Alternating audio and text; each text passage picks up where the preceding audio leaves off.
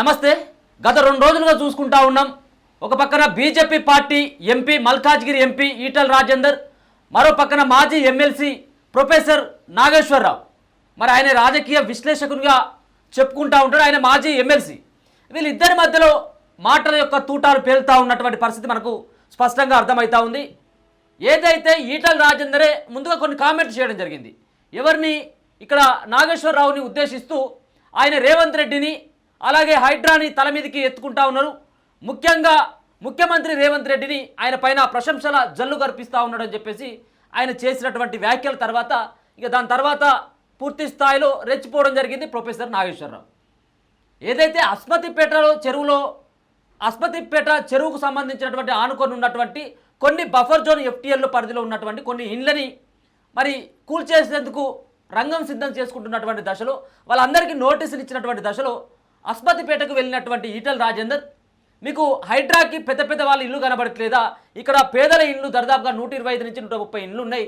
వాళ్లకు నోటీసులు ఇవ్వడం ఏంటి? వాళ్ళ యొక్క ఇళ్లను కూల్చడం ఏంటి? దీనిపైన మరి ఆయన చాలా రకాలుగా మాట్లాడడం జరిగింది. పేదల ఇళ్ళు కనుక కూల్చినట్టయితుంటే తస్మాత్ జాగ్రత్త అని చెప్పేసి హెచ్చరించినటువంటి పరిస్థితి కూడా. ఇదే నేపథ్యంలో ప్రొఫెసర్ నాగేశ్వరరావు ఆ రోజు ఆయన మార్నింగ్ ఆయన వీడియో అదొక సంబంధించినటువంటి ప్రెస్ ముంగట మాట్లాడడం, దాని తర్వాత ఆయన యూట్యూబ్ ద్వారా ఆయన చాలా కీలకమైనటువంటి చాలా వివాదాస్పదమైనటువంటి వ్యాఖ్యలు కూడా చేయడం జరిగింది. ఏంటి? ఆయన బీజేపీ పార్టీ అభ్యర్థి అయినటువంటి ఎవరైతే బండి సంజయ్, అంటే బీజేపీ పార్టీకి అధ్యక్షునిగా పనిచేసినటువంటి బండి సంజయ్, ఇప్పుడు కేంద్ర మంత్రిగా ఉన్నటువంటి బండి సంజయ్ని కరీంనగర్లో ఓడించేందుకు ఈటల రాజేందర్ నానా రకాలైనటువంటి ప్రయత్నాలు చేయడం జరిగింది. అంతేకాకుండా బండి సంజయ్ యొక్క అధ్యక్ష పదవి పోవడానికి ఇక్కడ ముఖ్యమైనటువంటి కారణం ఈటల రాజేందరే. పదే పదే ఈటల రాజేందర్ కేంద్ర మంత్రి అయినటువంటి అమిత్ షా దగ్గర చాలా విషయాలు చెప్పడం జరిగింది. అమిత్ షా ఒకవేళ కనుక ఇక్కడ రాష్ట్రంలో అధ్యక్షుని కనుక మార్చినట్టయితుంటేనే రేపు పార్టీ భవిష్యత్తు ఉంటుందని చెప్పేసి అధ్యక్ష బాధ్యత నుంచి తప్పించేందుకు ఈటల రాజేందర్ బండి సంజయ్కి వ్యతిరేకంగా పనిచేసిందనేది చాలా కీలకమైనటువంటి ఒక స్టేట్మెంట్ ఇవ్వడం జరిగింది. అంతేకాకుండా కొంత హెచ్చరికలు కూడా జారీ చేయడం జరిగింది. నీ యొక్క బండారం బయట పెడతానని చెప్పేసి కూడా ప్రొఫెసర్ నాగేశ్వరరావు చేసినటువంటి వ్యాఖ్యలు. సరే, ఎవరు ఎక్కడ ఉన్నా కానీ పర్లేదు, మనకు ఇబ్బంది ఏం లేదు. దీంట్లో మీ ఇద్దరికి సంబంధించినటువంటి అంశాన్ని కనుక తీసుకున్నట్టయితుంటే ముందుగా ప్రొఫెసర్ నాగేశ్వరరావు గురించి మాట్లాడాలి. నువ్వు నిజంగా కూడా అపర మేధావి, నీ అంత మేధావే తెలంగాణలో లేడు, ఉమ్మడి ఆంధ్రప్రదేశ్లో లేడు అన్నటువంటి విధానంగా ప్రొఫెసర్ నాగేశ్వరరావు యొక్క వ్యవహార శైలి కనబడతా ఉంటుంది. ప్రతి ఒక్క ఏది రాజకీయ విశ్లేషణ చేయొచ్చు, నువ్వు కాదనట్లేవు, కానీ నీకంటే మేధావి ఎవరు లేరు. నువ్వు ఎక్కడెక్కడ సంబంధించినటువంటి ఛానళ్ళకి వెళ్ళి ఏ విధంగా మాట్లాడతావు, అది దాంట్లో మీరు ఏ విధమైనటువంటి కమిట్మెంట్ ఉంటుంది అనేది మన అందరికీ తెలిసినటువంటి విషయమే. వాళ్ళతో అక్కడ మాట్లాడినటువంటి వీడియో మీ దాంట్లో మీకు సంబంధించినటువంటి యూట్యూబ్లో వేసుకోవడం ఇదంతా కూడా ఒక రకమైనటువంటి చర్చ. అది వేరే సంగతి. మీరు నిజంగా కూడా గతంలో ఎమ్మెల్సీగా చేసిండ్రు, మీరు అపర మేధావే, మేము కాదనట్లేవు. ఇలా కేటీఆర్ ఒక 50-60 చెరువులకు సంబంధించినటువంటి లిస్టును రేవంత్ రెడ్డికి పంపించడం జరిగింది. ఏది వీటిని డెవలప్మెంట్ కింద ఇవ్వడం జరిగింది అని చెప్పేసి, ఏదో 50 చెరువులను ఆక్రమణకు గురైందని చెప్పేసి ఏమో ఇవ్వడం జరిగింది. సిఎస్ఆర్ కింద మేము డెవలప్ చేయమని చెప్పేసి ఇవ్వడం జరిగింది, ఆయన ఇవ్వడం జరిగింది. మీరు కూడా ఒకరు ఏమో ఎంపీ, ఈయనేమో మాజీ ఎమ్మెల్సీ. మీకు కనుక ఇద్దరికి కనుక తెలంగాణ పట్ల, ముఖ్యంగా హైదరాబాద్ వీళ్ళ ఇక్కడ పట్ల, ఒకవేళ ప్రాంతాల పట్ల కనుక ప్రేమ ఉన్నట్టయితుంటే మీరు ఏం లిస్టు తయారు చేయడం జరిగింది? పేదల ఇళ్ళు కూల్చొద్దన్నారు ఈటల రాజేందర్ గారు, బాగానే ఉంది. మరి పెద్దల ఇండ్లు ఏమో చెప్పాలి కదా మీరు.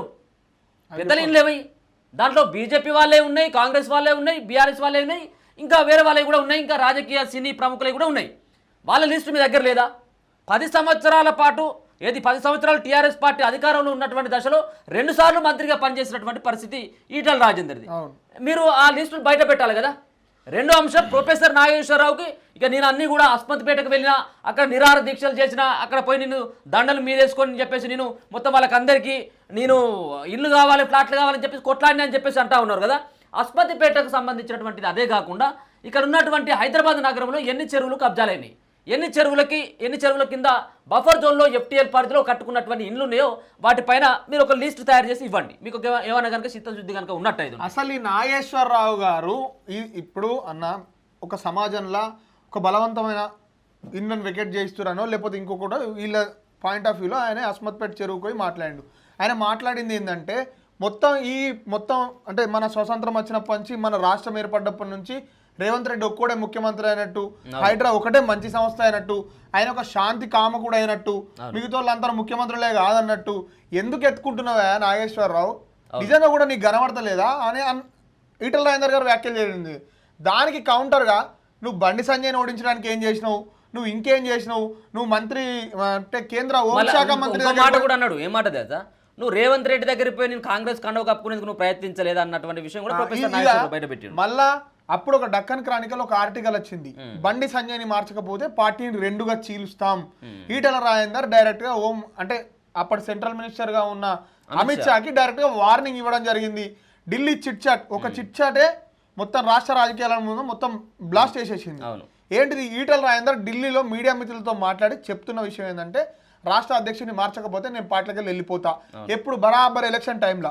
బండి సంజయ్ ఏమో పార్టీకి లాయలిస్టు, సరే నన్ను మార్చినా సరే కానీ ఈటల రాజేందర్ని పంపేకూరి అని చెప్పి పార్టీ అధ్యక్షుని మార్పు కోసం బండి సంజయ్ ఒప్పుకున్నట్టుగా అని చెప్పి అప్పటికే ఆయనకి ఇంకా విపరీతంగా ఫ్యాన్ బేస్ తయారైంది, ఇంకా కూడా మద్దతు వచ్చింది. అంటే సామాన్య కార్యకర్తల నుంచి పార్టీకి ఈ టైంలో కూడా చేంజ్ చేసినా కానీ ఇలాంటి వ్యాఖ్యలు వీళ్ళ మీద వాళ్ళ మీద మీ ముష్టి పంచాయతీలు ఆపి ఇద్దరు కలిసి మన తెలుగు టీంలోకి వెళ్ళి అనిలన్నా నేను వస్తాం, మీరిద్దరు రారి 50 CSR కింద అంటే కార్పొరేట్ సోషల్ రెస్పాన్సిబిలిటీ కింద 50 చెరువులను ఇక్కడ ఉన్న రియల్ ఎస్టేట్ కంపెనీలకు దారాదత్తం చేసిండు.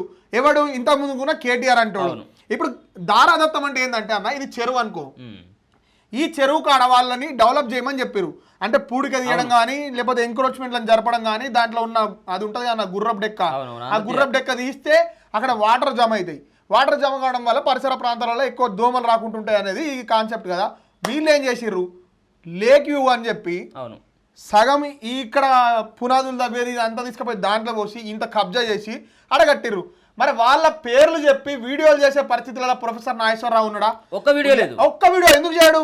మరి ఖచ్చితంగా కూడా ఇంత రెస్పాన్సిబిలిటీగా మాట్లాడుతున్న నాగేశ్వరరావు గారు కానీ ఈటల రాజేందర్ గారు కానీ వాసవి గ్రూప్ అని చెప్పి ఎల్బీ నగర్ మెట్రో స్టేషన్ పేరు చేంజ్ చేసిర్రు. Vasavi LB Nagar metro station అట. వాడు 40 దాదాపు 4-5 కాలువల్ని మొత్తం వాటికి సహజ సిద్ధంగా రావాల్సిన రూట్ని కన్వర్ట్ కొట్టిండు. రేపు పొద్దున వరద వచ్చినట్టయితే మొత్తం తుక్కు లేచిపోతుంది, వాటర్ ప్రెషర్ కావుతుంది కదా.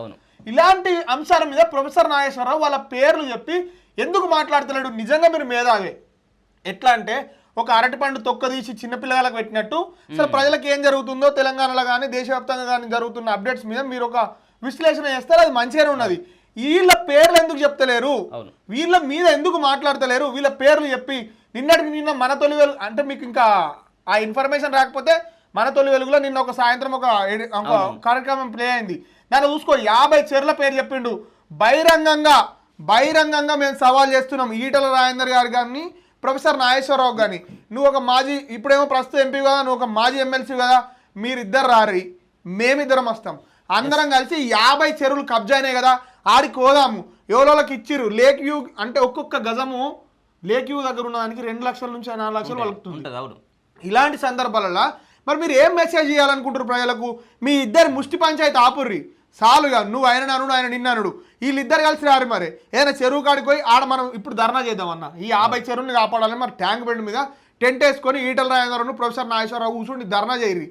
రేవంత్ రెడ్డి శాంతి కామకుడు ఆయనే, రేవంత్ రెడ్డి లంగా నువ్వు కదా, ఇద్దరు కలిసి రేవంత్ రెడ్డి మీద ప్రెషర్ చేసి ఎక్కడికి వెళ్ళైతే చెరువులు కాపాడుతూ అయిపోతుంది కదా. ఎవరైతే ఉన్నది ఇప్పుడు ఎవ్వల కాన్సెప్ట్ అయినా సరే ప్రకృతి వనాలని కాపాడాలి. హైదరాబాద్ని మనం ఇంకొక బతకడానికి అనుగుణంగా ఇంకో 100 సంవత్సరాలు ఎక్కువ ఉండాలంటే ఈ చెరువులు కుంటలు ఇక్కడ ఉన్న ప్రకృతి అనేది అట్లా ఉంటేనే మనం బతకగలుగుతాం. ఇది ఏదైతే మీరు ఏది స్టూడియోలలో కూర్చొని లేకపోతే ఏసీ రూమ్లో కూర్చొని మాట్లాడడం కాదు, ఫీల్డ్ మీదకి ఒకసారి వచ్చి మీరు దాన్ని పరిశీలించండి. చాలా మాట్లాడగలుగుతాం, మేమైనా మాట్లాడగలుగుతాం, ఎవరైనా మాట్లాడగలుగుతాం. ఫీల్డ్ మీదకి వచ్చినట్టయితే ఉంటే దరిదాపుగా సగం చెరువులు మొత్తం అంతా మాయమైపోయినాయి. అసలు చెరువే మాయమైపోయినటువంటి సందర్భాలు కూడా కనపడతా ఉన్నాయి.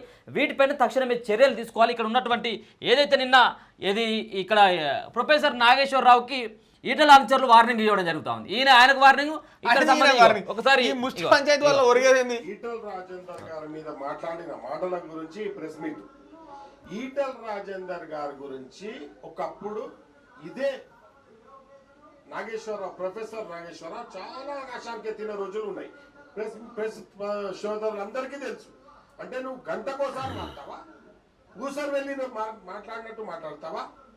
నువ్వేమన్నావు? రేవంత్ రెడ్డికి నేను పైకెత్తలేదు, రేవంత్ రెడ్డిని మెచ్చుకోలేదు అన్నావు. నీకు ఇప్పుడు వీడియో షో చేశాను. ఏం షో చేశాను? ఒకప్పుడు నువ్వు మాట్లాడింది ఏంటి, ఇప్పుడు రేవంత్ రెడ్డి గురించి మాట్లాడేది ఏంటి? ఈటల రాజేందర్ గురించి అన్న గురించి మాట్లాడే అంత పెద్ద మనిషి వాడు. 40 లక్షల మంది అధిపతి అయిన మల్కార్జిగిరికి 4 లక్షల మెజార్టీతో గెలిచిన మనిషి బీజేపీలో. ఆయన గురించి నువ్వు మాట్లాడేదా? నువ్వు ఒక మామూలుగా ఎమ్మెల్సీ గెలిచిన దానికే నువ్వు గెలిచిన పెద్ద తోపుతున్నాగా అని నువ్వు అనుకున్నావు. కానీ 40 లక్షల మందిలో గెలిచిన మనిషిని ఏమనుకోవాలి? మేమెంత తోపని ఈ ప్రెస్ మీట్ ఏర్పడి ఇక బాగానే నిన్న మంచిగా అరుచుకున్నారు ప్రొఫెసర్ నాగేశ్వరరావుని.